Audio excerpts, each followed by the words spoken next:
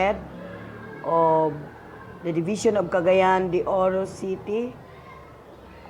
With me are 38 teachers, 1 utility, and 2 watchmen.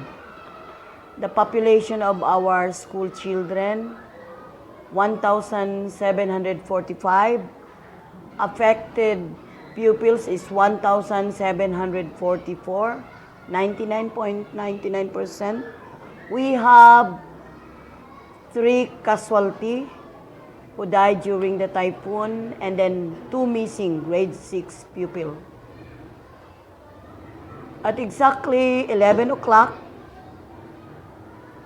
in the evening, December 16, we have heard in the news, in the television, in the radio, on the tropical storm Sendong, which is signal number 2 for Misamis Oriental.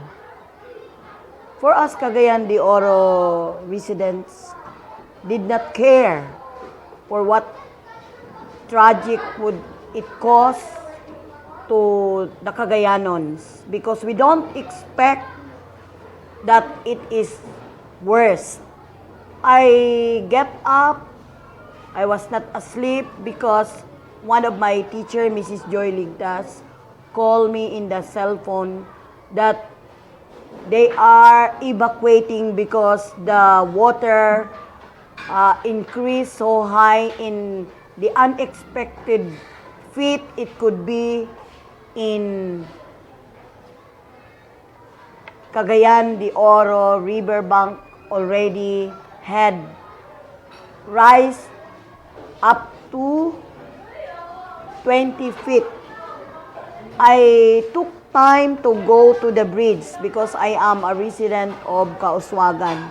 I was not able to sleep because of the call of the teacher, because I am also worried with the schools, because I know that it is 40 to 30 meters away from the riverbank, and I know it is hazardous for our school.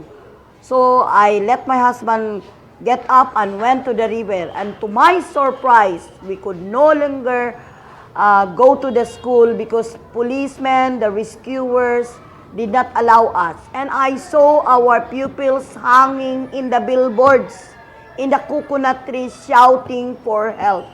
But I, as a person, could not help. I was so worried seeing the water so angry and devastated Isla Delta, Isla de Oro. I saw pupils, parents on top of the roofing flooded together with their houses, and I saw it in my 2 eyes. And what I have done is nothing. I could not help them. But I prayed so hard that the water should come down, because I know it would destroy so many properties and even lives. And I saw it in my 2 eyes, how it was a worst experience, first time in Cagayan de Oro. I did not go home and wait in the bridge until I could go down here in my school.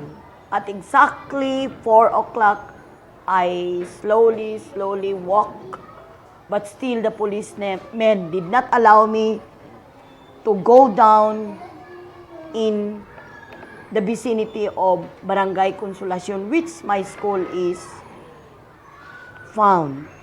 At exactly 5:30, the water come down, and it's more or less in my waistline. The water is already in my waistline, so I then walk slowly and proceed to the school site.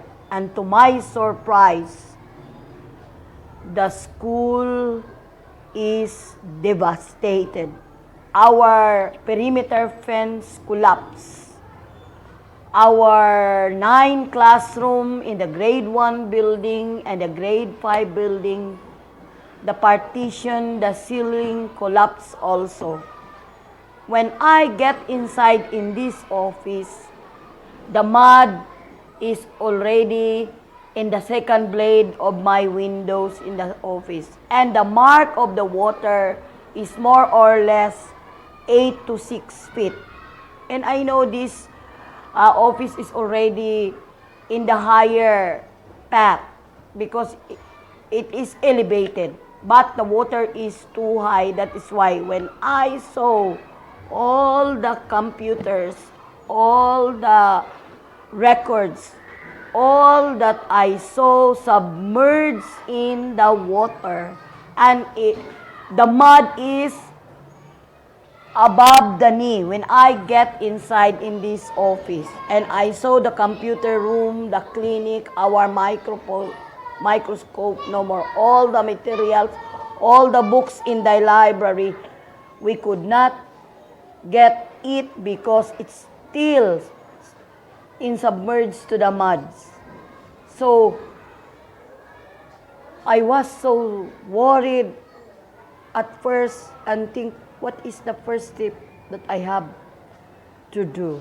So what I did, the communication during that time is not revived.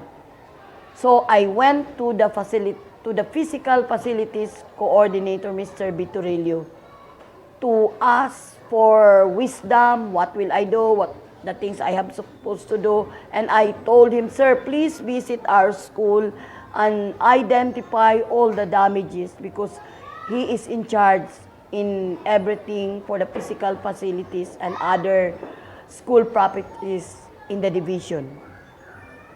So at exactly 9 o'clock, because it was 8 o'clock when I proceeded to the division office, at exactly 9 or between 9 to 10 o'clock, he went to this school but he could not get inside because of the mud.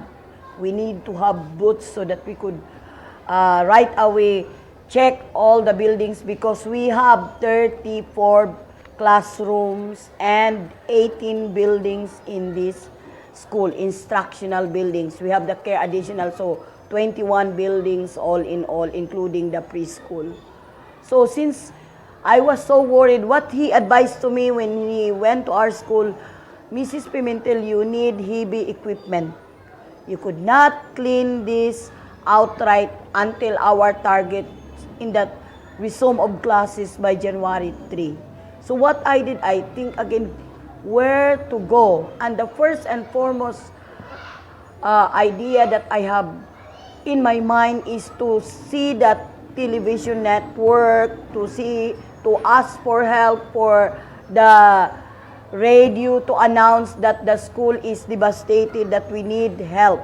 I call the attention of our barangay official, but I'm sad because they are also affected, all the barangay official, including the barangay chairman. And all of my teachers is also a victim. 23 of them are victims, and in this area, excluding the teachers who are resident of other 15 barangays who are also affected with the Typhoon Sendong. So I called them also, and I was so happy when teachers responded to us. And I was so surprised when our PES education program specialist to Mr. Raymond Antonio went, because visit us right away December 18, that Sunday. He told me, you can be given an aid. The Navy can assist you because I have a friend who called me up to help you. So that's a blessing for us in Consolacion because teachers are shocked. They could not move.